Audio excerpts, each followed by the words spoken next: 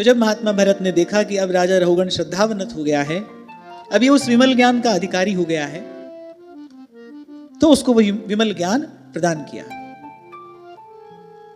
सबसे पहले उसके सब संशयों का नाश किया, उसके अंतःकरण को शुद्ध किया और फिर उसमें उस दिव्य ज्ञान की प्रतिष्ठा की जो वस्तुतः भगवान का ही स्वरूप है। तो राजा रहुगण ने कहा कि महात्मन, आपने जो भी कहा उससे मेरे मन प्राण तो शीतल हो गए। मुझे ये अनुभूति भी हो रही है कि जैसे मुझ मोह निद्रा में पड़े हुए जीव को कोई जगा रहा हो, मुझे जागृति का अनुभव भी हो रहा है। पर फिर भी आपने जो कहा वो पूर्ण रूपेण मेरी बुद्धि में समाया नहीं। माने आपने जो कहा मैंने सुना तो, पर मुझे ठीक से समझ नहीं आया। आप मुझ पर कृपा करिए, थोड़ा और सरल करके इसको समझाइए। महात्मा भरत ने क्या कहा था? महात्मा भरत ने यह कहा था कि ये सब जो दिखाई पड़ रहा है केवल दिखाई ही तो पड़ रहा है, होने को ये वस्तुतः सत्य थोड़ी है। सत्य तो तुम हो। ये जो चेतन स्वरूप आत्मा है केवल यही सत्य है, बाकी तो सब ये होता हुआ दिखता है, प्रतीत होता है, पर वस्तुतः ये है नहीं। पर क्या होता है ना, अब राजा लगा है राजकाज में, राजमद से बुद्धि मलिन है। अब इतनी सूक्ष्म बात समझ में कैसे आए? इसलिए आपको कई बार ये कहा जाता है कि स्थूल बुद्धि से सूक्ष्म बात ग्रहण नहीं की जा सकती, उसके लिए सूक्ष्म बुद्धि का होना आवश्यक है, निश्चयात्मिका बुद्धि का होना आवश्यक है। ये जो दीर्घ काल तक सत्संग करने की बात आपको बार बार कही जा रही है, उसका कारण केवल एक है, पहले बुद्धि की स्थूलता नष्ट हो, सूक्ष्म तत्व में प्रवेश करने योग्य बने बुद्धि। बात तो सब सामने ही है, थोड़ा घना सबको इसका अनुभव भी होता है, पर लेकिन वो अनुभव ठहरता नहीं, वो अनुभव जीवन में स्थिर नहीं रहता। इस कारण लौट लौट कर मन बुद्धि फिर वही संसार में जाते हैं, फिर वही कर्म के दुष्चक्र में पड़ते हैं, फिर वही जन्मना मरना होता है। तो ऐसे ही अब राजमद के कारण, राजकाज में लगे रहने के कारण अब राजा की बुद्धि में सूक्ष्म बात आई नहीं, तो उसने प्रार्थना की, बोले प्रभु आपने कृपा करके अपने स्वरूप का दर्शन भी मुझे कराया है, आप ही मुझ पर कृपा करिए। देहु कृपा कर बुद्धि प्रकाश, जस बरनौ हरिवंश विलास। श्री हरिवंश ही गाय हो, जय जय श्री हरिवंश ही गाय हो। इसीलिए बार बार सात्विक जीवन शैली पर बल दिया जाता है। अगर रजोगुणी तमोगुणी जीवन होगा तो फिर बुद्धि में यह बात प्रवेश नहीं करेगी। वो जो वास्तविक सत्य है, वो जो वेदों उपनिषदों का विमल ज्ञान है, भक्ति शास्त्र जिस सिद्धांत की प्रतिष्ठा कर रहे हैं, वो बात समझ में नहीं आएगी। सुन भले लोगे पर समझ नहीं पाओगे, और जब तक समझोगे नहीं तब तक उसको आचरण में कैसे लाओगे? केवल सुनकर तो आचरण में नहीं लाया जा सकता। केवल सुनने से बात जीवन में आ जाती तो बचपन से सुनते आए झूठ मत बोलो, बोले ही रहे। बचपन से सुनते आए भाई झूठ मत बोलो, बोले ही रहे। बचपन से बहुत सारी बातें सुनते आ रहे हैं पर समझ में आई नहीं, इसलिए किए चले जा रहे हैं। तो बात सुन तो लोगे लेकिन समझ नहीं आएगी अगर बुद्धि सात्विक नहीं हुई तो, बुद्धि सत्वगुण प्रधान नहीं हुई तो। आपको पहले भी मैंने संकेत किया था, तमोगुण का परिणाम क्या होता है? जड़ता। रजोगुण का परिणाम क्या होता है? चंचलता। सत्वगुण का परिणाम होता है स्थिरता। आप जो सुन रहे हैं वो स्थिर रहे, उसके लिए सत्वगुण चाहिए, सत्वगुण का आधार चाहिए। इसीलिए कहा जाता है आपको भाई आपका खाना पीना, उठना बैठना, ओढ़ना पहनना, सोना जगना, ये सब सात्विक होना चाहिए, तब ये बात जीवन में ठहरेगी। सत्वम ही में हृदयम यत्र धर्मः। तो खैर महात्मा भरत ने कृपा की, लाग दया कोमल चित संता। जब राजा रहुगण को श्रद्धा से भरा देखा, जब शरणागत देखा, तो उनके मन में दया उपजी। तब उन्होंने कहना आरंभ किया, बोले देखो तुम थोड़ी देर पहले मुझे डांट रहे थे, फटकार रहे थे, किस कारण? तुमको लगता है तुम राजा हो। एक बार अपने भीतर जाओ और ढूंढ कर बताओ कि राजा तुम में कौन है। ये हाथ राजा है, पैर राजा है, ये देह राजा है, मन राजा है, बुद्धि राजा है, कौन राजा है? बोलिए राजा होना केवल माया जनित भ्रम ही तो है। और आपको एक और बात मैंने पहले कभी कही थी, सत्य का लक्षण यह है कि वो कल भी सच होना चाहिए, आज भी सच होना चाहिए, और आने वाले कल में भी वो ज्यों का त्यों हो। ऐसा है तो सत्य है, नहीं तो उसको सत्य नहीं कहा जा सकता। अब आप बताओ संसार में कोई ऐसी चीज, कोई ऐसी स्थिति हो जो कल भी थी, आज भी और कल भी रहेगी? अरे और दूर की बात तो छोड़ो, अपना शरीर ही ऐसा नहीं है। अगर अपने आप को शरीर मानो ना, फिर तो तुम ही ऐसे नहीं हो, फिर तो तुम ही सत्य नहीं हो। सत्य का ये लक्षण है सत्य का ये गुण धर्म है। आद सच जुगाद सच, है भी सच नानक होसी भी सच। जो कल भी था, आज भी है, कल भी होगा, और जो कहते हो एक रस अखंड, उसके स्वरूप में कोई परिवर्तन नहीं आना चाहिए, तब सत्य है। अब इस दृष्टि से देखो तो भाई यहां तो कुछ भी सत्य नहीं है, कुछ भी सत्य नहीं है। मैं राजा हूं, मैं प्रजा हूं, मैं सेवक हूं, मैं स्वामी हूं, ये सब बात थोड़ी थोड़ी देर के लिए ही तो है। मैं माता हूं, पिता हूं, भाई हूं, बंधु हूं, ये सब बात थोड़ी देर के लिए ही तो है। अगर थोड़ी देर के लिए है तो सत्य नहीं है, और अगर सत्य नहीं है तो इसमें लगकर सुख कैसे मिलेगा? भ्रम में पड़कर फिर सुख कैसे मिलेगा भाई? फिर शांति कैसे मिलेगी? इसलिए कल आपसे मैंने कहा था, ये जो सब बवाल है ना, इसके मूल में केवल अज्ञान है, अविद्या है। इस प्रपंच की निवृत्ति का अर्थ क्या है? हमारे भीतर से अविद्या की निवृत्ति हो। ये तो जो कहते हो रहता ही है। एक बार सृष्टि बिगड़ जाए फिर बन जाती है, फिर बिगड़ती है, फिर बन जाती है। ये तो बनना बिगड़ना चलता ही रहता है। अगर संसार के मिटने को, ये जो बाहरी आपको दिखाई पड़ता है प्रपंच, अगर इसके मिटने को संसार मिटना कहें, फिर तो ये तो भाई मिटता बनता रहता है, ये तो बनता बिगड़ता रहता है ना। गुरु की कृपा से ज्ञान का प्रकाश हो, अज्ञान की निवृत्ति हो, तो समझो अब संसार मिटा, अब संसार से मुक्ति हुई। अज्ञान के मिटने को संसार का मिटना कहते हैं।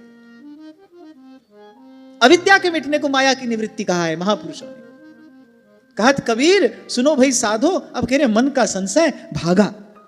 नाम रंग लागा माई, राम रंग लागा, नाम रंग लागा माई, राम रंग लागा। थोड़ा डांट कर कहा महात्मा भरत ने, बोले बात तो बड़ी पंडितों की सी बघार रहे थे, तुम बड़ी बड़ी बातें कर रहे थे, और जीवों के प्रति तुम्हारे मन में तनिक भी दया नहीं है। तुम तो धर्म का प्रथम चरण भी नहीं जानते, जीव मात्र के प्रति तुम्हारे मन में दया नहीं है, बातें तुम बड़ी बड़ी पंडितों की सी कर रहे हो। बोले इन दीन दुखिया कहारों को अपनी पालकी में तुमने जोत रखा है, और हाथ में दंड लेकर इन सबके सर पर सवार बैठे हो, यही तुम्हारा ज्ञान है। अगर तत्व की दृष्टि से विचार करो, ज्ञान की दृष्टि से विचार करो, तो जिस पंचभूत से इनका शरीर बना है, उसी पंचभूत से तुम्हारा शरीर बना है। जो आत्मा इनके भीतर है, वही आत्मा तुम्हारे भीतर भी है। ये बड़ी अद्भुत बात है। इसका बार बार विचार करना चाहिए। इसके विचार से क्या होता है? इसके विचार से राग द्वेष की निवृत्ति होती है, इसके विचार से वैर विरोध की निवृत्ति होती है, काम क्रोध नष्ट होते हैं इस दिव्य भाव के चिंतन से, पुनः पुनः विचार से। जिससे आप बैर कर रहे हो, आप देखो, तनिक देखो, विचारो, उसमें आप में क्या भेद है। इसीलिए कहा किसी से बैर नहीं करता कोई अपने आप से ही करता है। कोई किसी से बैर नहीं करता, अपने आप से ही करता है। कोई किसी से क्रोध नहीं करता, अपने ही आप से करता है। कोई किसी को नहीं छलता, अपने ही आपको छलता है। आपसे कहा था ना मैंने, महर्षि अरविंद से एक बार किसी ने पूछा, जब कोई दूसरा हमारा अहित करता है, वो वहीं रुक गए। बोले दूसरा है कौन? दूसरा है कौन? दूसरो ना कोई, दूसरा कोई है नहीं। बोले यही जीव का अज्ञान है कि कोई दूसरा है, जबकि दूसरा तो कोई है नहीं। हाँ, इतना भेद अवश्य है। ज्ञानी कहता है सब मैं ही हूं, वो कहता है सब मैं ही हूं, और भक्त कहता है सब मेरे प्रभु का है। इतना भेद तो अवश्य है। ज्ञानी की दृष्टि कहती है सब मैं ही हूं, तो भी बैर विरोध का कोई कारण नहीं। अपने आप से तो बैर किया नहीं जाता, अपने आप से विरोध नहीं किया जाता। ज्ञानी कहता है सब मैं ही हूं, तब भी बैर विरोध का कोई कारण नहीं, राग द्वेष का कोई कारण नहीं। भक्त कहता है सब मेरे प्रभु का है, और जब प्रभु का है फिर तो बैर विरोध बिल्कुल भी नहीं किया जा सकता। फिर तो किसी पर क्रोध, किसी से द्वेष, किसी से ईर्ष्या कदापि नहीं की जा सकती। अब सोचो, अब विचारो, इस सब के मूल में क्या है? हम ये सब कर रहे हैं, इस सब के मूल में क्या है? हमारी अविद्या ही तो है, हमारा अज्ञान ही तो है। और इस अज्ञान की निवृत्ति, कबीर कहते गुरु बिन ज्ञान कहां से पाऊं। तब गोस्वामी जी कहते हैं गुरु बिन भानिधि तरई न कोई, जो बिरंची शंकर सम हो। आपको एक और बात बताऊं, जब तक गुरु ना मिले तब तक तो अज्ञानी को भी यही लगता है हम बहुत बड़े ज्ञानी हैं। और ये किसका लक्षण है? ये मूर्ख का लक्षण है तो अज्ञानी, समझता है अपने आप को ज्ञानी, ये मूर्ख का लक्षण है। अब देखो, थोड़ी देर पहले राजा रहुगण अपने आप को बहुत बड़ा पंडित ही तो समझ रहा था, सब वेद शास्त्र की बात सुना रहा है। मैं स्वामी हूं, तुम सेवक हो, तुम्हारा मेरे प्रति ये कर्तव्य है, मेरा तुम पर ऐसा अधिकार है, मेरे हाथ में राजदंड है, ये मेरा धर्म है, और जाने क्या क्या। वो तो जब सच्चा ज्ञानी कोई मिला, जब गुरु मिले, तब बोध हुआ, तब चेत आया। और सत्य है ना भाई, गुरु के मिले बिना बोध कैसे हो? जैसो चंदा उगवे सूरज चढ़े हजार। किताब तो सब पढ़ ली, पोथी के पन्ने तो सब पलट कर देख लिए। एते चानन होया गुरु बिन घोर अंधार, सतनाम सतनाम सतनाम सतनाम।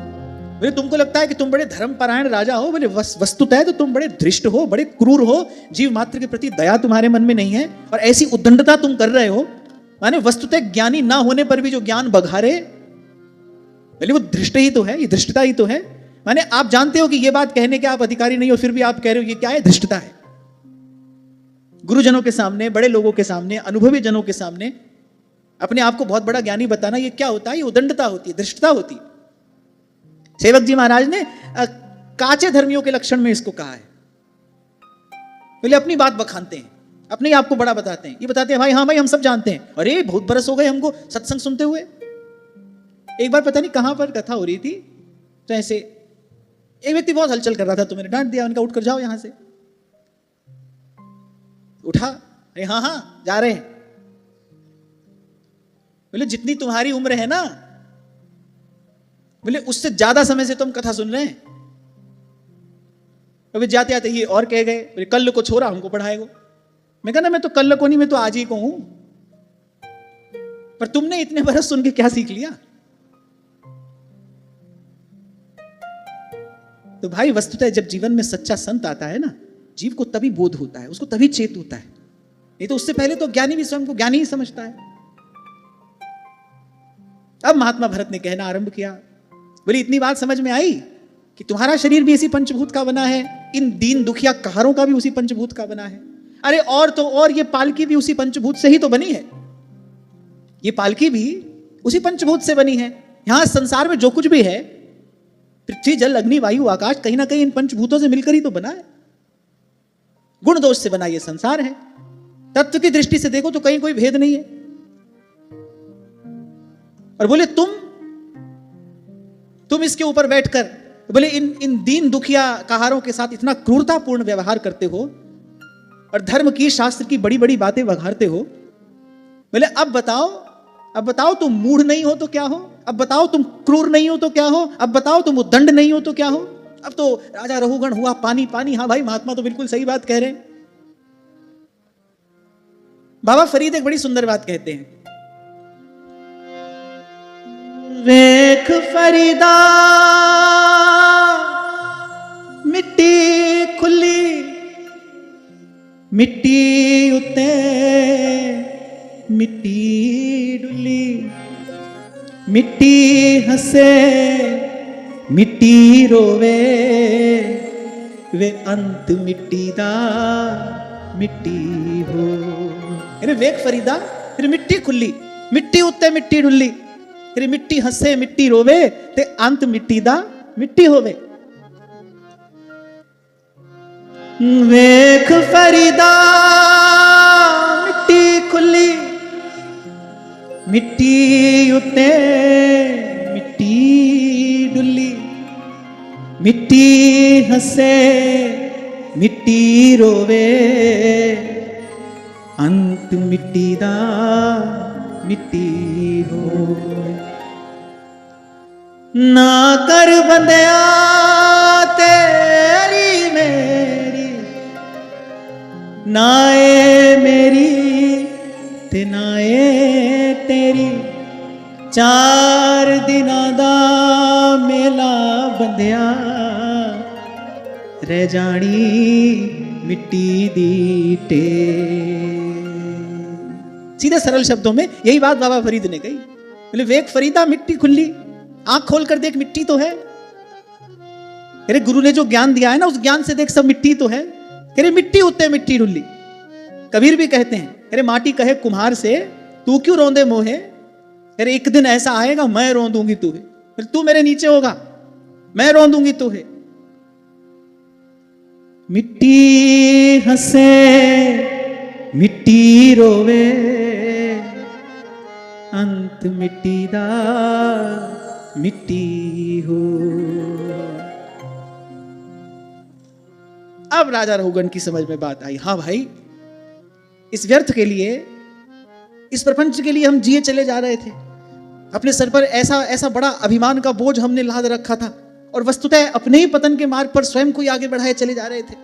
किसी भी दृष्टि से विचार करो, मैंने कहा ना, ज्ञान की दृष्टि से विचार करो तब भी स्वयं को श्रेष्ठ समझकर वैर विरोध करने का किसी से राग द्वेष करने का कोई कारण नहीं। और भाव की दृष्टि से भी देखो तो भी भाई सब प्रभु का है। मैं सेवक सचराचर रूप राशि भगवंत, रूप राशि भगवंत। अब महात्मा भरत ने कृपा करके कहा, अब सुनो, ये मानव जीवन राजा रंक बनने के लिए नहीं मिला है। किसी श्रेष्ठ जाति कुल में उत्पन्न होकर फिर उस जाति का अभिमान अपने माथे पर रखकर किसी दीनहीन को अपमानित करने के लिए, सताने के लिए नहीं मिला है। अब सुनो, ये मनुष्य जीवन मिला किस लिए है? बड़ा सुंदर श्लोक है। ज्ञानम विशुद्धम परमार्थमेकम अनंतरं त्वबहिर्ब्रह्म सत्यम प्रत्यक प्रशांतम भगवत शब्द संज्ञम यद्वासुदेवं कवयो वदन्ति। बोले वो जो भेद रहित विमल ज्ञान है, जिसको प्राप्त कर लेने के बाद फिर जीव इस जन्म मरण रूपी दुष्चक्र में नहीं पड़ता। और यहां तो महात्मा भरत कह रहे हैं वही ज्ञान ही भगवान है। उसी को ही किसी ने भगवान, किसी ने वासुदेव कहा है।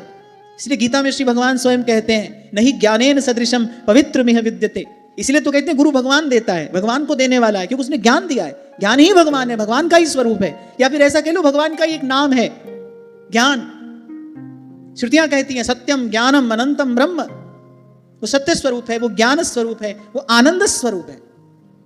फिर से दोहरा रहा हूं मैं अपनी बात, ये जितना लड़ाई झगड़ा झंझट, ये जितनी खींचातानी जीवन में है ना भाई, इसका कारण ना कोई व्यक्ति है ना कुछ और, इसका कारण हमारा अज्ञान है। और जब तक इस अज्ञान की निवृत्ति नहीं होगी कोई भी इससे मुक्त नहीं कर सकता।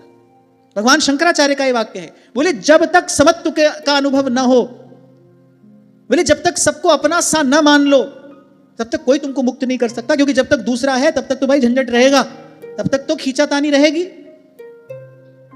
तो इसलिए भाई इतनी बात तो सीधी समझ में आ जाती है, इस संसार से पिंड कब छूटेगा? जब गुरु अपनी कृपा से वो ज्ञान का अमृत हमको पिलाएंगे।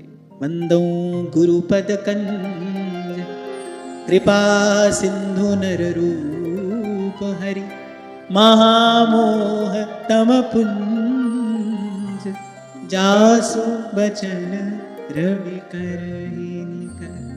इसलिए कबीर गाते हैं, मुझे बड़ा प्रिय है ये पद, शब्द बाण उर अंतर लागे बींध दिया तन सारा, बींध दिया तन सारा नाम रंग डारा, नाम रंग डारा मुँह पे नाम रंग डारा। अब बताओ गुरु की कृपा से भगवान मिलते हैं या भगवान की कृपा से गुरु मिलते हैं? भगवान की कृपा से गुरु मिलते हैं। संत विशुद्ध मिलई परिते ही चित वही राम कृपा करिजे। नहीं तो सीधे तो भाई भगवान से लगे रहो, तो तुमको देते रहेंगे खिलौना खेलने के लिए। और जब तक गुरु आकर बोध नहीं देगा तब तक उन्हीं खिलौनों को आप जीवन की उपलब्धि समझकर उनसे खेलते भी रहोगे। जब तक गुरु बताएगा नहीं भगवान से प्राप्त करने योग्य वस्तु क्या है, जब तक गुरु इतनी समझ नहीं देगा, इतना बोध नहीं देगा, तब तक तो भगवान जो देंगे आप लेकर खेलते रहोगे। हमने बहुत लोग देखे, ये है वो है, हमारे पास ऐसा है, हमारे पास वैसा है, भगवान की बड़ी कृपा है। उनको लगता है यही भगवान की कृपा है।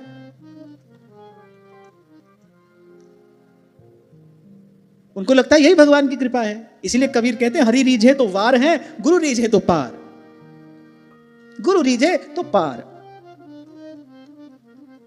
और एक बात मैं आपको स्मरण दिलाता हुआ आगे बढ़ूंगा, जब जब मैं गुरु कहूं तब तक समझ लेना संत सब है गुरुदेव है। जिन जिन संतों ने जीव के कल्याण की बात कही है वो सब संत गुरु स्वरूपी हैं। फिर कह रहा हूं आपको, ठाकुर जी की बात आए तो भले कह लेना मेरे ठाकुर जी तुम्हारे ठाकुर जी, लेकिन जब संत की बात आए, जब गुरु की बात आए, कभी ना कहना हमारे गुरु जी तुम्हारे गुरु जी। संसार का व्यक्ति है ना, उसको जन्म जन्म से इसी बड़े छोटे का, इसी भेदभाव का अभ्यास है। संत की बात आती है तो भी कह देता है बड़ा संत, छोटा संत, अरे वो बहुत बड़े संत हैं, वो बहुत ही बड़े संत हैं। मुझे लगता है भाई संत कोई बड़ा छोटा थोड़ी होता है, संत तो संत होता है।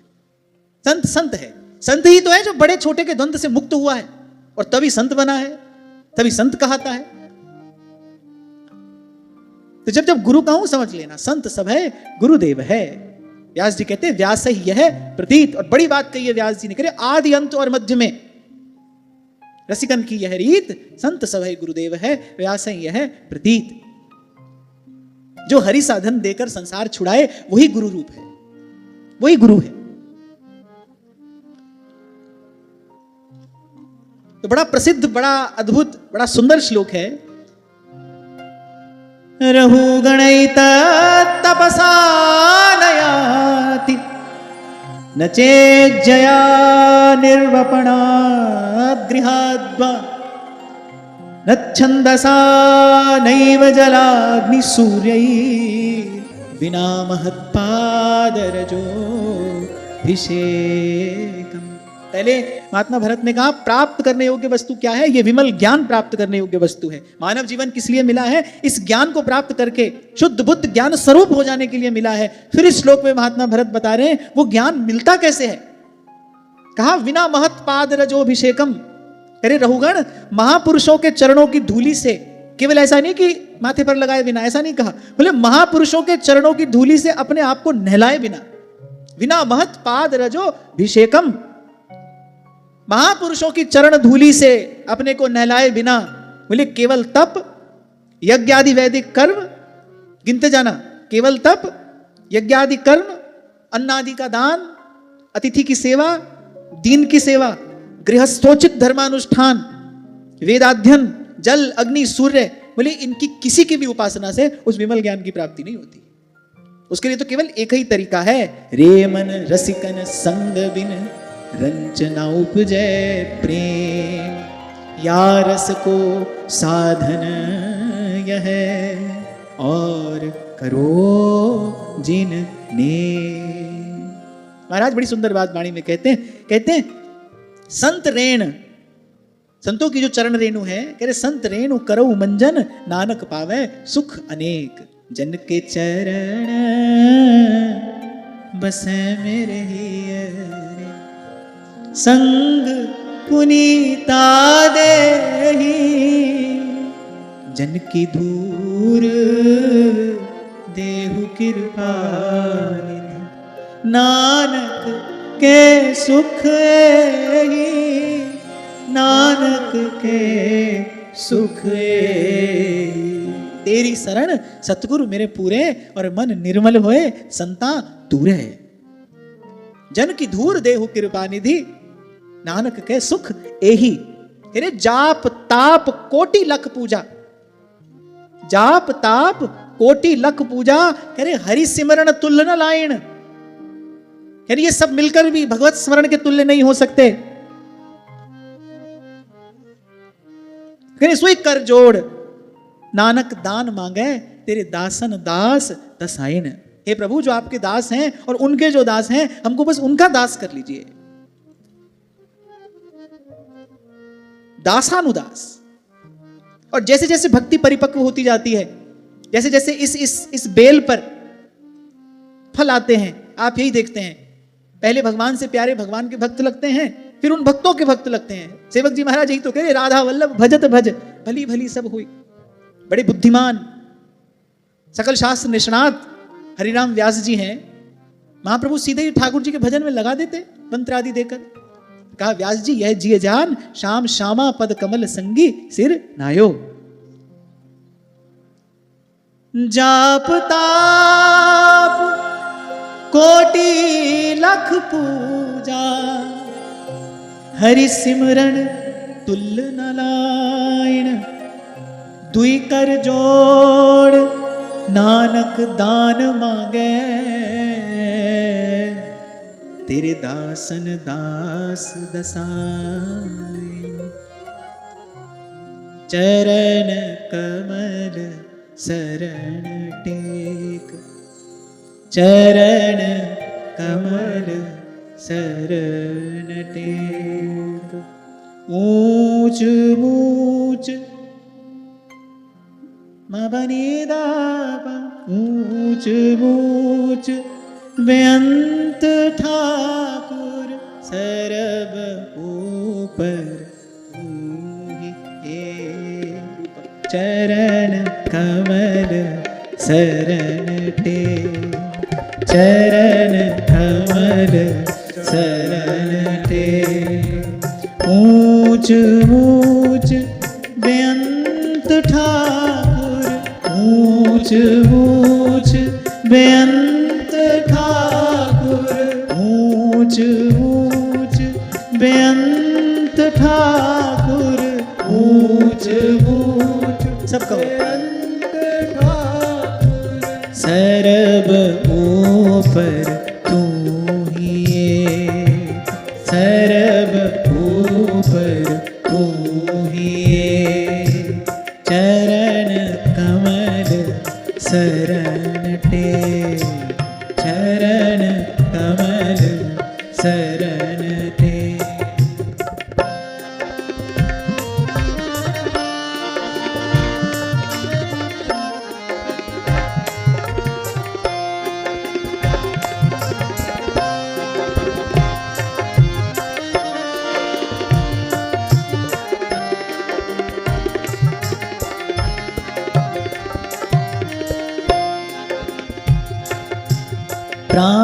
प्राणधार दुख विदार, प्राणधार दुख विदार, प्राणधार दुख विदार, प्राणधार दुख विदार।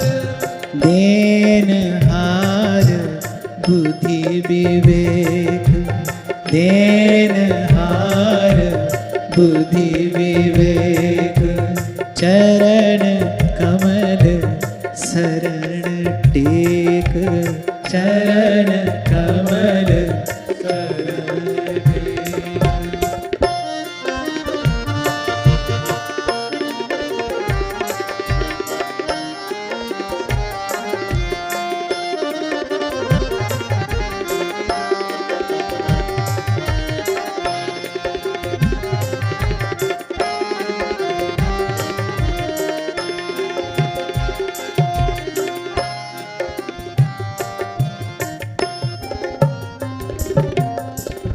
नमस्कार रखणहार, नमस्कार रखणहार, नमस्कार रखणहार, नमस्कार रखणहार। मन आराध प्रभु एक, मन आराध प्रभु एक। चरण कमल शरण टेक, चरण कमल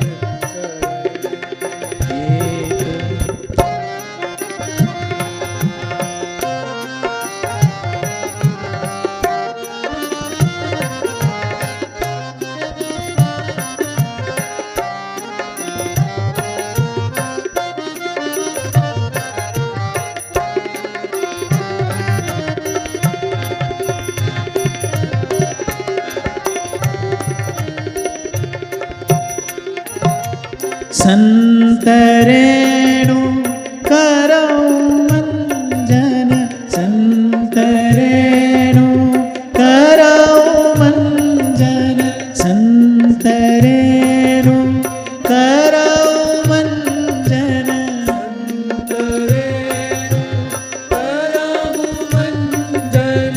नानक पावे सुख अनेक, नानक पावे सुख अनेक। चरण कमल शरण टेक, चरण कमल शरण टेक। ऊंच ऊंच बेअंत ठाकुर, सबको प्रेम से। ऊंच ऊंच बेअंत ठाकुर,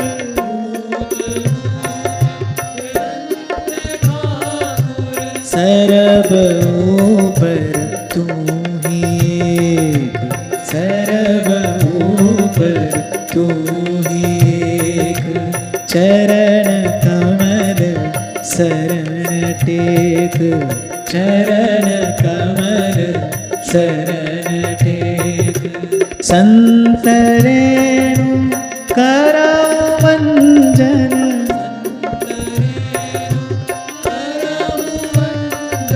संत रेणु करवंजन, संत रेणु करवंजन। नानक पावे सुख अनेक, नानक पावे सुख अनेक। चरण कमल शरण टेक, चरण कमल शरण टेक, चरण कमल, चरण कमल, चरण कमल शरण टेक। तो कहा संत रेणु करो मंजन। ऐसा भी आपसे मैंने कहा ना, ऐसा नहीं कि केवल अपने माथे पर तिलक लगा लिया। कहा महापुरुषों की चरण रज से अपने आप को नहलाए बिना, माने मनसा वाचा कर्मणा, महापुरुषों के आश्रित हुए बिना, मनसा वाचा कर्मणा महापुरुषों का अनुसरण किए बिना, मनसा वाचा कर्मणा गुरु की आज्ञा का पालन किए बिना, बोले किसी भी प्रकार से, किसी भी युक्ति से ये परमात्मा ज्ञान प्राप्त नहीं हो सकता।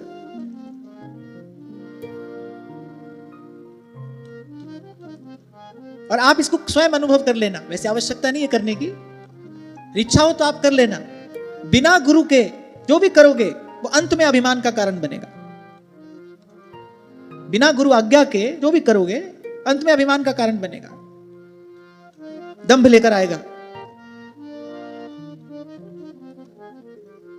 तो इसलिए राजा रहुगण यत्रोत्तम श्लोक गुणानुवादः प्रस्तूयते ग्राम्य कथा विघातः निषेव्यमाणोऽनुदिनं मुमुक्षो मतिं सतीं यच्छति वासुदेवे।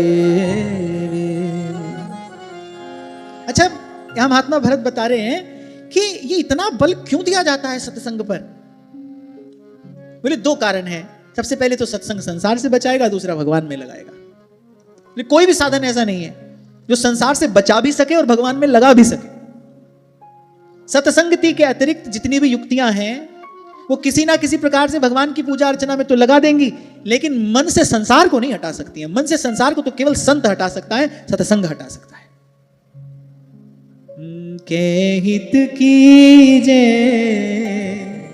साधु संगति सो, साधु संगति सो जावे कलमश जी को कमल नयन सो, कमल नयन सो। व्यास जी कहते हैं ना, व्यास बड़े हरि के जना कियो बड़ो उपकार।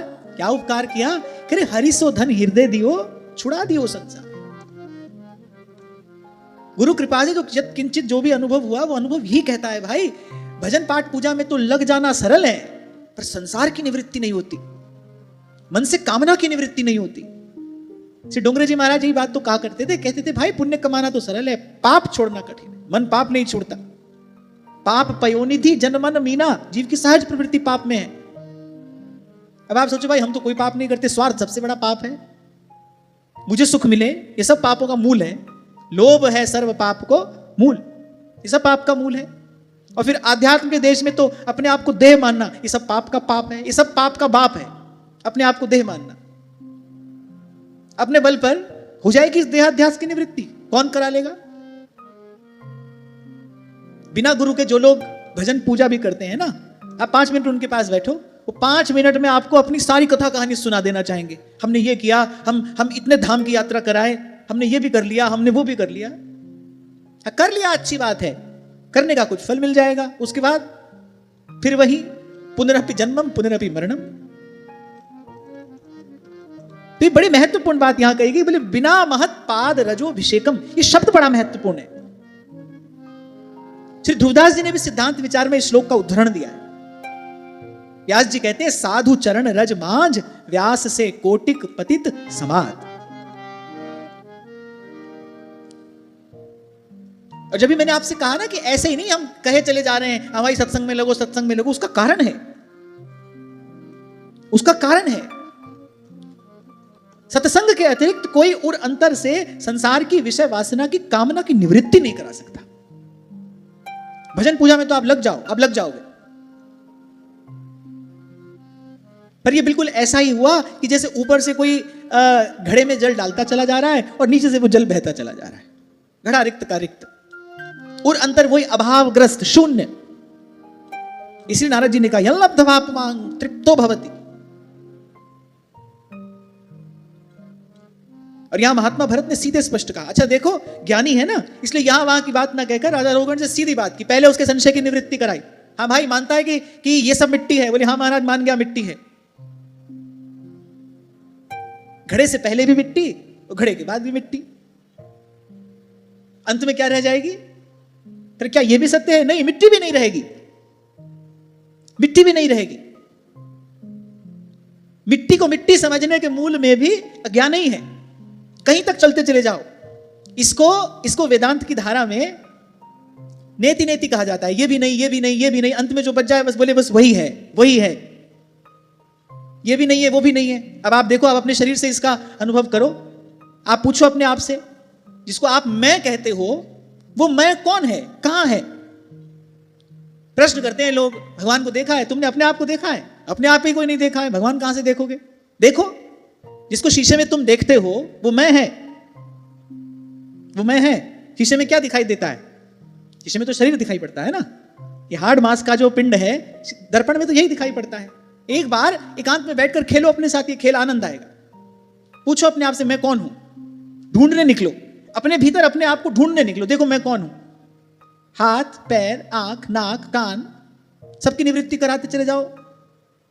जिसको आप मेरा कहते हो वो आप नहीं हो। मैं सरल करके आपको समझाने का प्रयास कर रहा हूं। जिसको आप मेरा कहते हो वो आप नहीं है, माने वो आपसे अलग कुछ है, तभी तो उसको मेरा कहते हो। शरीर को मेरा कहते हो कि नहीं? कहते हो। मन को मेरा कहते हो कि नहीं? कहते हो। बुद्धि को मेरा कहते हो कि नहीं? कहते हो।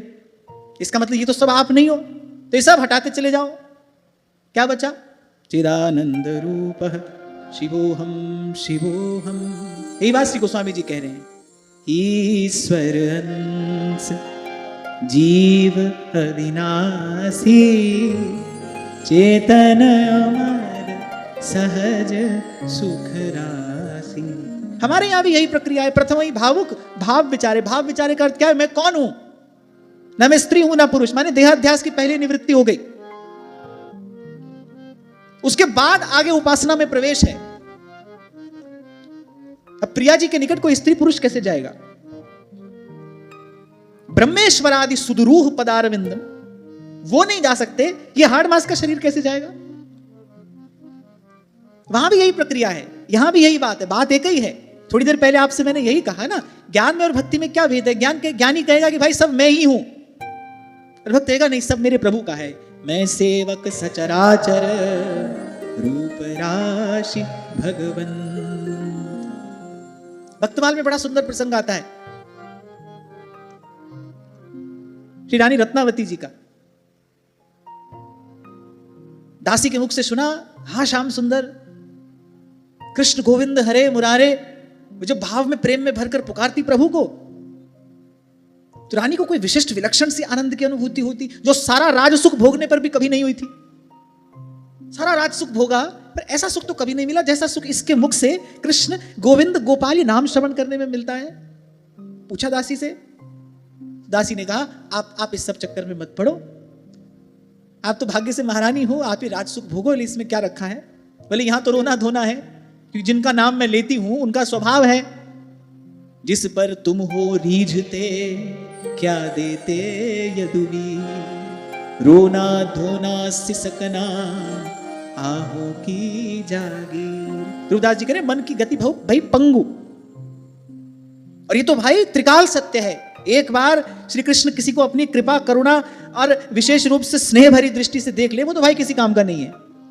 तुम उसके सामने कितनी बड़ी बड़ी बात धर्म कर्म की करो, उसको ना किसी से फिर लेना है ना देना है। यही तो कल्याण पुजारी जी कहते हैं अरे सांप के खाए को मंत्र लगे पर आंख के खाए को मंत्र न तंत्रा। और बोले उसमें भी बात क्या होती है कि सांप एक बार काट ले तो व्यक्ति सांप से सदा दूर भागता है, सांप का भय हो जाता है ना। एक बार व्यक्ति को सर्प काट ले तो सर्प का भय हो जाता है उसको, फिर तो कहीं दूर रस्सी भी देखे तो वो समझ जाएगा भाई कहीं सर्प ना हो। और बोले यहां बोले इनकी आंख अगर डस ले तो बोले दौड़ दौड़ कर लिपट लिपट कर इन्हीं के पास जाता है। बोले एक घटना और घटती है यहां पर, तो सत्य है भाई, श्री कृष्ण किसी को एक बार प्रेम भरी दृष्टि से देख ले फिर वो किसी काम का नहीं है। तो दासी ने कहा बोले आप अपना राजसुख भोगो, ये मार्ग आपके लिए नहीं है। पर रानी कोई संस्कारी जीव थी, या फिर ऐसा कह लो भक्त संग छिन एक में देत भक्ति उपजाए। वो जो दासी थी वो परम भक्ता थी, उसके संग से रानी के हृदय में भी भक्ति का बीज अंकुरित हो गया। एक दिन तो रानी हट पर अड़ गई, अरे तुमने मुझे उस विलक्षण आनंद की अनुभूति कराई, अब तुम ही मेरी गुरु हो।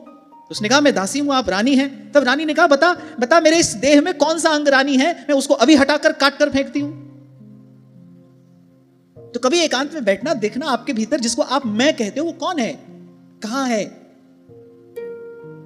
और जो ये यात्रा है ना, ये वस्तुतः इसी प्रश्न से आरंभ होती है, अथा तो ब्रह्म जिज्ञासा।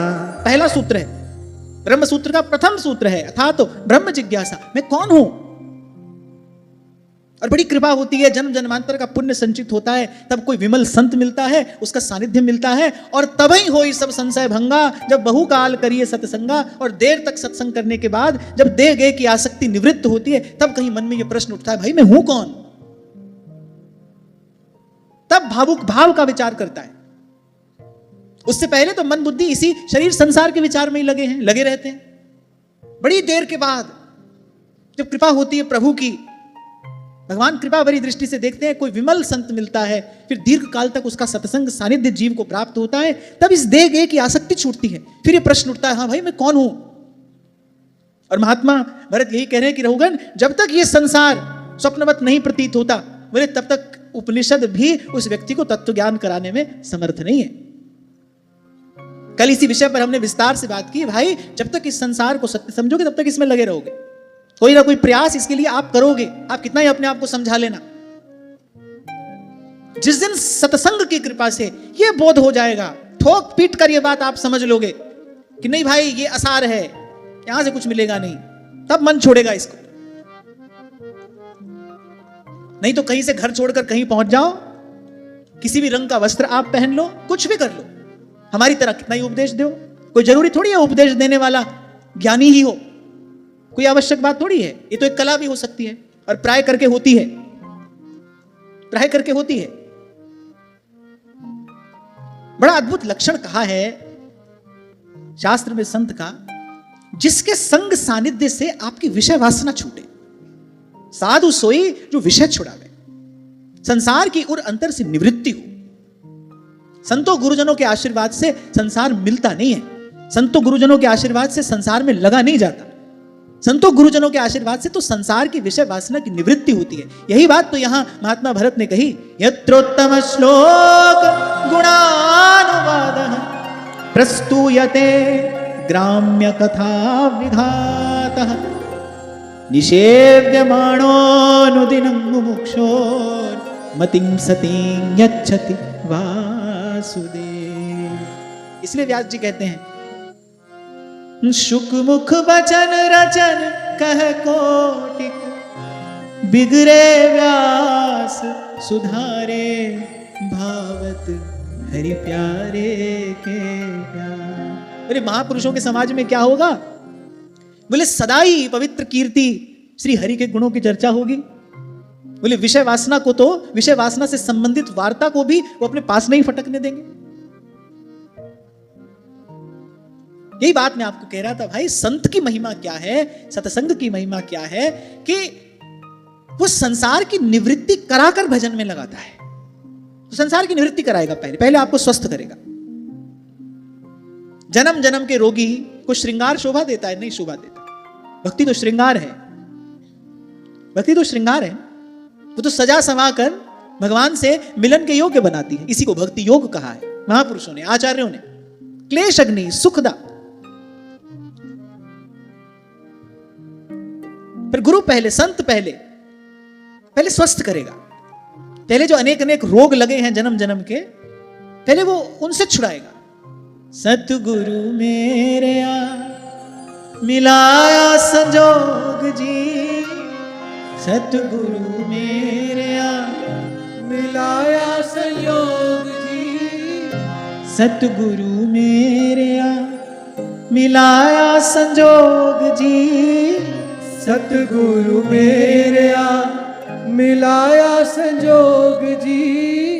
दुख कटे सारे मेरे, दुख कटे सारे मेरे, हुइया निरोग जी। जन्म जन्म दिया कटियां बीमारियां, जन्म जन्म दिया कटियां बीमारियां, जदों तेरे नाम लिया, जदों तेरे नाम दिया, चढ़िया खुमारियां किथों ने रंगाइयां। किसी व्यक्ति को विष चढ़ा हो, उसको आप कितना ही उत्तम रसायन क्यों ना दो, उसको कोई लाभ थोड़ी होगा, पहले उसका विष उतारना पड़ेगा। तो ये जो विषय का विष चढ़ा है ना, पहले संत गुरुजन कृपा करके अपने संग से, अपने सानिध्य से, अपनी सामर्थ्य से और कभी कभी कृपा पूर्वक अपनी सेवा देकर पहले वो विषय का विष उतारते हैं। पहले जीव स्वस्थ होता है, निरोग होता है, फिर लगाते हैं उसको भजन में। पहले काम कामना वासना को मन से दूर करते हैं, फिर भजन में लगाते हैं। तो यहां महात्मा भरत कह रहे हैं, पहले महापुरुषों के समाज में सतत भगवान के निर्मल गुणों का गान होता है, भगवान की विमल कीर्ति का गान होता है, विषय वार्ता तो वहां पास भी नहीं फटकने पाती। और जब नित्य प्रति भगवत कथा रूपी उस दिव्य औषधि का सेवन किया जाता है, बोले ये जो बुद्धि है ना, बोले ये सती हो जाती है, इसमें सतीत्व आता है। ऐसे सती स्त्री होती है ना, स्वप्न में भी पर पुरुष का विचार ना करे, कभी पर पुरुष की ओर जिसका मन भी ना जाए। तो कह रहे ऐसी बुद्धि सती हो जाती है, शुद्ध हो जाती है, विमला हो जाती है, पवित्र हो जाती है, कह रहे पतिव्रता हो जाती है, निश्चयात्मिका, फिर इधर उधर डोलती नहीं। कह रहे फिर शुद्ध बुद्धि को भगवान वासुदेव में लगा दिया जाता है। भगवान तो शुद्ध वस्तु स्वीकार करेंगे भाई, अशुद्ध को शुद्ध करने का कार्य संत करते हैं। इसलिए भगवान कहते हैं मोते अधिक संत करी लेखा। इसलिए भगवान कह रहे हैं भाई ये तुमको शुद्ध नहीं करते तो हमारे पास तुम आ ही नहीं सकते थे। राम ते अधिक राम करे दासा। इसलिए व्यास जी कह रहे हैं, कह रहे साधु चरण रज मांझ व्यास से कोटिक पतित समात, यह मेरे मत काज सुधी को। इसलिए व्यास जी ने इसी बात को मंत्र स्वरूप ग्रहण किया और आजीवन गुरु की आज्ञा को समर्पित किया। भक्त इष्ट अति व्यास के। अरे ये जो वैष्णव है ना, जिनके मस्तक पर ये सुंदर तिलक है, गले में सुहावनी तुलसी की ये कंठी शोभायमान है, यही हमारे इष्ट हैं, भक्त इष्ट अति व्यास के। और अभी थोड़ी देर पहले जो आपसे मैंने कहा, भक्ति जब परिपक्व होती है, जब सुफला होती है, तब इस भाव की प्राप्ति होती है।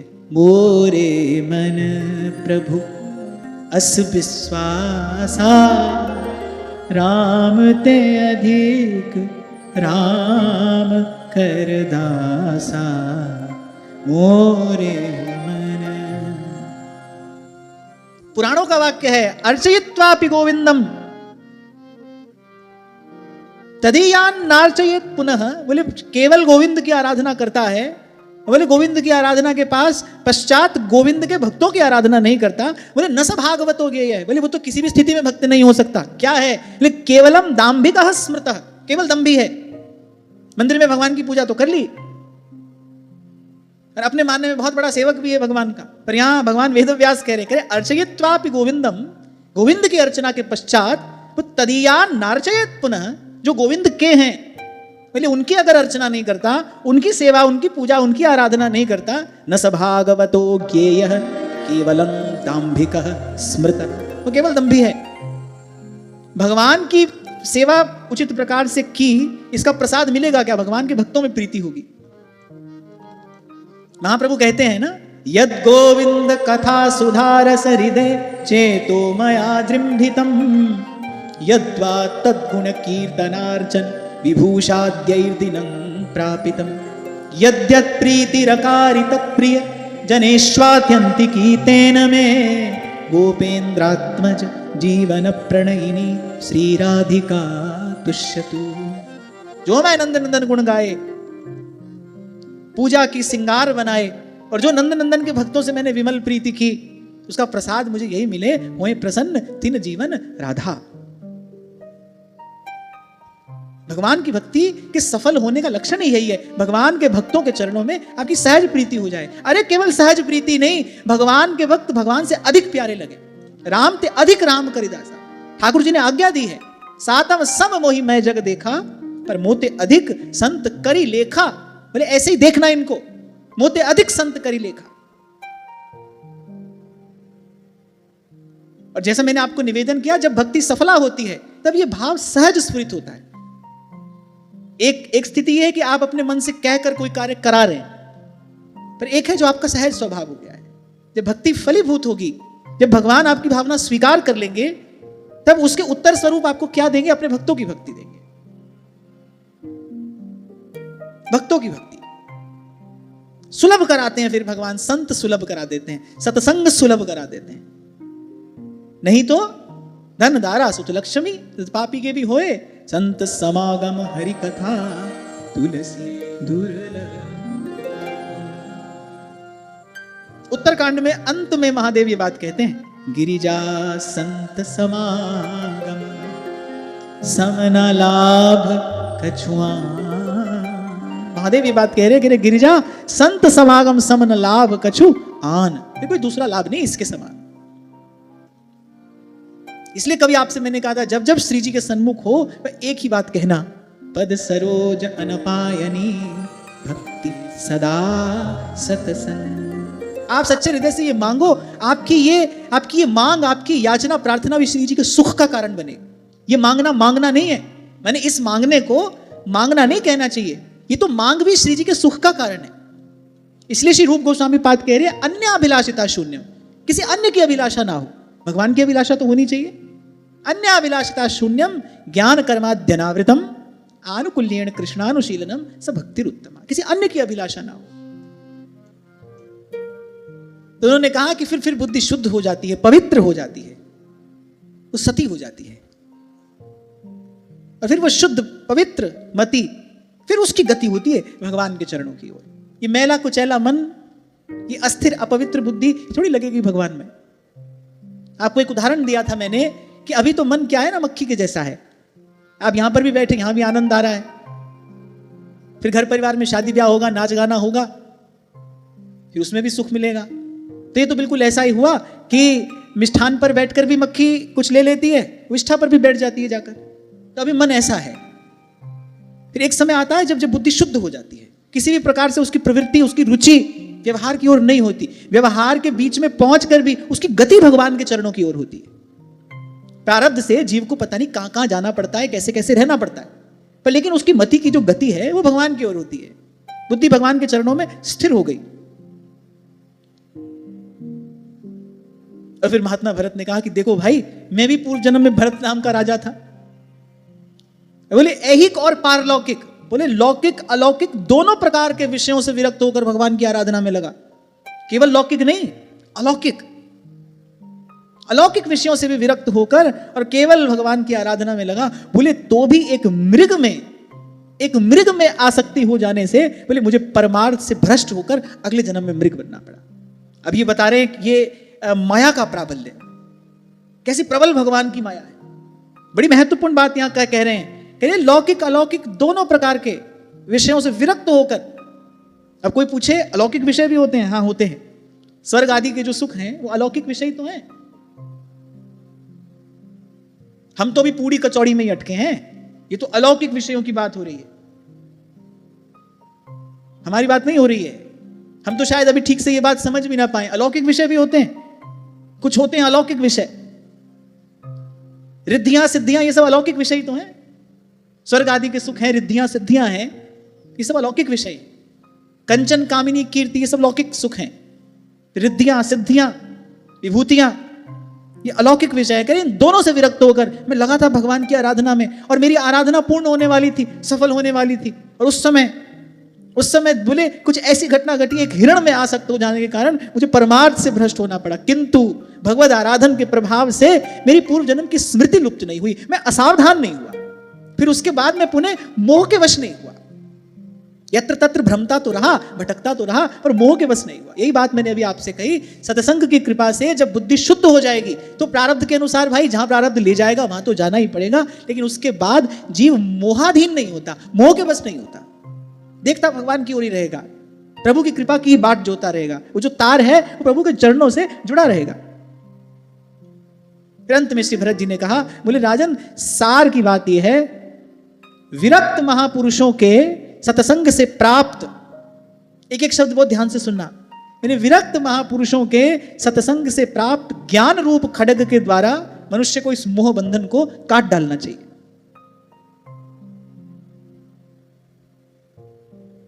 उसके बाद श्री हरि की लीलाओं के कथन और श्रवण से भगवत स्मृति बने रहने के कारण बड़ी बड़ी सुगमता से संसार सागर को फिर वो पार कर जाता है। आपसे कहा था ना मैंने कभी कि जिसके जीवन में कथन और श्रवण और कीर्तन जिसके जीवन में सहज हो जाएगा, उसके जीवन में भगवत स्मरण भी सहज हो जाएगा। पर उससे पहले कहा कि विरक्त महापुरुषों के सत्संग से प्राप्त ज्ञान रूप खड्ग के द्वारा पहले इस मोह बंधन को काटे। यहां मेहनत करनी पड़ती है। भक्ति में तो बड़ा सुख है, आनंद ही आनंद है। चकाचक भगवान का गुण गाओ, सुंदर सुंदर भगवान का दर्शन करो, मधुर मधुर भगवान का प्रसाद पाओ, वहां पर कोई कष्ट थोड़ी है। यहां पर परिश्रम करना पड़ेगा। पहले अपने मन को चेताना पड़ेगा, पहले अपने मन को समझाना पड़ेगा, पहले अपने मन को जगाना पड़ेगा। तुलसीदास जी कह रहे ना, खेच या मन ही, खींच कर लाना पड़ता है। यहां बैठे बैठे नहीं होगा। और आप सोचो भाई एक आध इच्छा की पूर्ति भी कर ले, भजन भी कर ले, नहीं, ऐसा नहीं होगा, ऐसा नहीं हो सकता। क्योंकि एक इच्छा, एक वासना अनेक वासनाओं को जन्म देती है। आप अनुभव करो इसका, आप स्वयं देखो, विचारो। एक वासना अनेक वासनाओं को जन्म देकर पूरी होती है। आपको एक उदाहरण दिया था ना मैंने, वो एक राक्षस था रक्त बीज, उसके रक्त की एक बूंद भूमि पर पड़ती है, एक और रक्त बीज पैदा होता है, फिर भगवती उसका नाश करती है। ऐसी कथा प्राप्त होती है ना, वो रक्त बीज है। ऐसी जो वासना है ना, वो रक्त बीज के जैसी है। आपने एक वासना पूरी की, ले पीछे कतार लग जाएगी। श्री स्वामी सत्यानंद जी महाराज एक बड़ा सुंदर पद कहते हैं, राम नाम लो लागी अब मोहे, राम नाम लो लागी अब मोहे, राम नाम लो लागी। उदय हुआ शुभ भाग्य का भानु, उदय हुआ शुभ भाग्य का भानु, भक्ति भवानी जागी अब मोहे, राम नाम लो लागी अब मोहे, राम नाम लो लागी। जो भक्ति भवानी है ना, वो इस वासना रूपी रक्त बीज को नष्ट करती है। तो इसलिए भाई भजन के मार्ग पे तो खूब आनंद ही आनंद है। सुंदर सुंदर भगवान की लीला कथा का श्रवण करो, भगवान के नाम का कीर्तन करो, मधुराधिपति का इन नेत्रों से दर्शन करो, सुंदर मीठा मधुर प्रसाद पाओ, वहां तो सुख ही सुख है। इसलिए नारद जी कह रहे फल रूपत्वा, भक्ति साधन स्वरूपा नहीं, वो तो फल रूपा है, सब साधनों का फल है वो। वहां तक पहुंचने के लिए ये प्रयास करना पड़ेगा। इसीलिए श्री सेवक जी ने एक ही पंक्ति में ये सारी बात आपको हमको कह दी, शुक मुख वचन जो श्रवण सुनावहु, तब श्री हरिवंश सुनाम कहावहु। बिगड़े मन से तो प्रेम की उपासना नहीं होगी, उसके लिए तो सुधरा मन चाहिए। मन कैसे सुधरेगा? शुक मुख वचन रचन कह कोटिक, बिगड़े व्यास सुधारे, भावत हरि प्यारे के प्यारे। तो कहा राजन, इस प्रकार विमल महापुरुषों की चरण सन्निधि के द्वारा, उनकी कृपा से प्राप्त, उनकी सेवा के द्वारा, उनके अनुग्रह से प्राप्त, उनके संग के द्वारा, बोले पहले ज्ञान रूप खड्ग प्राप्त करो, इस मोह के बंधन को काटो। बोले उसके बाद करना भगवान की सुंदर सुमधुर लीलाओं का कथन श्रवण, और ऐसे ही सहज में गाया गाया हरि गुण गाया, गाया गाया हरि गुण गाया, गाया गाया हरि गुण गाया, काल व्याल सोबाजी मायरी सावरे रंग राजी, सावरे रंग राजी। इसलिए सूरदास जी कहते हैं, नर देहि पाई चित चरण कमल दीजै, नर देहि पाई चित चरण कमल दीजै, नर देहि पाई चित चरण कमल दीजै, नर देहि पाई चित चरण कमल दीजै, दीन वचन संतन संग दरस परस कीजै, दीन वचन संतन संग दरस परस कीजै, दीन वचन संतन संग दरस परस कीजै, दीन वचन संतन संग दरस परस कीजै, लीला गुण अमृत रस श्रवणन पुट पीजै, लीला गुण अमृत रस श्रवणन पुट पीजै, लीला गुण अमृत रस श्रवणन पुट पीजै, लीला गुण अमृत रस श्रवणन पुट पीजै, सूरदास गिरधर जस गाए गाए दीजै, सूरदास गिरधर जस गाए गाए दीजै, सूरदास गिरधर जस गाए गाए दीजै, सूरदास गिरधर जस गाए गाए दीजै, लीला गुण अमृत रस श्रवणन पुट पीजै, लीला गुण अमृत रस श्रवणन पुट पीजै, सूरदास गिरधर जस गाए गाए दीजै, सूरदास गिरधर जस गाए गाए दीजै, सूरदास गिरधर जस गाए गाए दीजै, सूरदास गिरधर जस गाए गाए दीजै। सूरदास गिरधर जस गाए गाए दीजै। और जैसे ही ऐसे ऐसे महापुरुष के उस थोड़ी देर के सत्संग से राजा रहुगण के उर अंतर में उस विमल ज्ञान का प्रकाश हुआ, दीपक सोलक दीपक होई, तो कहने लगा समस्त योनियों में मनुष्य जन्म ही श्रेष्ठ है। क्यों? बोले अन्य अन्य लोकों में प्राप्त होने वाले, बोले उन उत्कृष्ट जन्मों से भी क्या लाभ जहां जहां भगवान के ऐसे प्यारे भक्तों का संग ना मिले। देखो सत्संग तो केवल यहीं पर समुपलब्ध है ना, इसलिए तो कबीर रोते हैं, जो सुख है सत्संग में सुबह कुंठ ना। आप देखो श्री उद्धव जी अभी तक विचरण कर रहे हैं यहीं पर सत्संग का सुख लेने के लिए। भगवान की विजय मूर्ति हैं, जब चाहे उनकी आवाज गति है, जब चाहे भगवान के धाम को जाएं, जहां चाहे वहां रहें। थोड़ी देर के लिए तो उदास हुए, पर फिर कहा नहीं यहीं रहेंगे, संतों भक्तों के साथ सत्संग करेंगे, सत्संग का सुख लेंगे। आप देखो भगवान के प्रत्यक्ष सानिध्य से भी श्रेष्ठ सत्संग का सुख है। महापुरुषों का जीवन, महापुरुषों का आचरण, महापुरुषों की रहनी तो यही बताती है। नय अद्भुतं त्वच्चरणाब्ज रेणुभिः हतांहसो भक्तिरधोक्षजेमला मौहूर्तिकाद्यस्य समागमाच्च मे दुस्तर्कमूलोपहतो विवेक। बड़ा सुंदर श्लोक है। आप जैसे महापुरुषों का थोड़ी देर का भी संग जिनको प्राप्त हो गया, बोले उनके हृदय में भगवान की विशुद्ध भक्ति अवश्य अंकुरित हो जाएगी और एक दिन अवश्य फलीभूत होगी। राजा रहुगण स्वयं कह रहा है कि मेरा तो आपके 2 घड़ी के सत्संग से ही बोले सारा कुतर्क मूलक जो अज्ञानता नष्ट हो गया। 2 घड़ी का सत्संग हुआ। अच्छा महात्मा भरत ज्ञानी है ना, इसलिए बिल्कुल जो बात कहनी चाहिए थी केवल उतनी बात कही, सीधी बात कही। सदगुरु मेरा सूरमा और करे सबद की चोट, मारे गोला प्रेम का और हटे भरम का कोट। केवल 2 घड़ी यही कहा, मौहूर्तिकाद्यस्य समागमाच्च मे दुस्तर्कमूलोपहतो विवेक।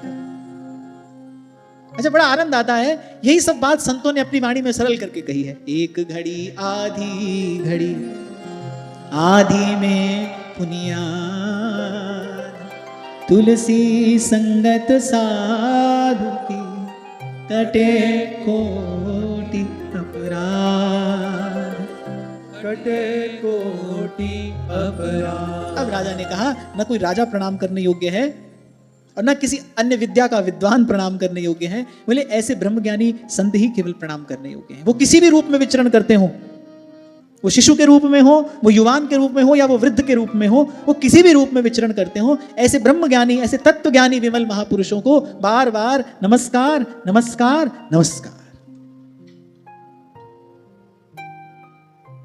और उनको नमस्कार करके राजा रघुगण ने यह भी कहा, क्योंकि उनकी ही कृपा से पहले हम जैसे मदोन्मत्त राजाओं का कल्याण होता है। पहले ऐसे महात्माओं को बार बार प्रणाम हो, उनको बार बार नमस्कार हो, और हम जैसे जीवों का उनकी कृपा से सदा सर्वदा कल्याण होता रहे, मंगल होता रहे। तो श्री सुखदेव जी महाराज ने कहा कि हे परीक्षित, उसके बाद राजा रघुगण अपने मार्ग पर चले गए और महात्मा भरत बोले उसी प्रकार पृथ्वी पर विचरण करने लगे। बोले उनके सत्संग से उस परमात्म तत्व का ज्ञान पाकर मेरे राजा ने भी अपनी उस देहात्म बुद्धि का त्याग कर दिया। और यहाँ सुखदेव जी महाराज कह रहे हैं कि जो लोग भगवान के अनन्य भक्तों की शरण लेते हैं, बोले फिर उनके पास अविद्या ठहर नहीं सकती, फिर उन पर भगवान की माया अपना कोई प्रभाव नहीं दिखा सकती।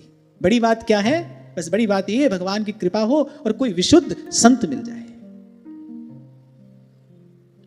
अब इसके बाद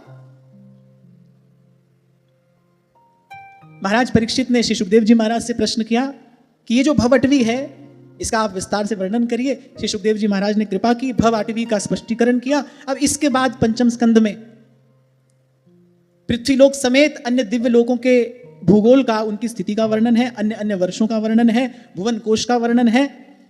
और इन सब व्याख्याओं के मध्य में कहीं सुखदेव जी महाराज ने भारत भूमि की भी वंदना की है, इस पवित्र भूमि की महिमा भी गाई है। उस पर कुछ चर्चा कल करेंगे और तत्पश्चात ये पंचम स्कंद पूर्ण होगा। आज की वार्ता यहीं श्री जी के चरणों में निवेदन करते हुए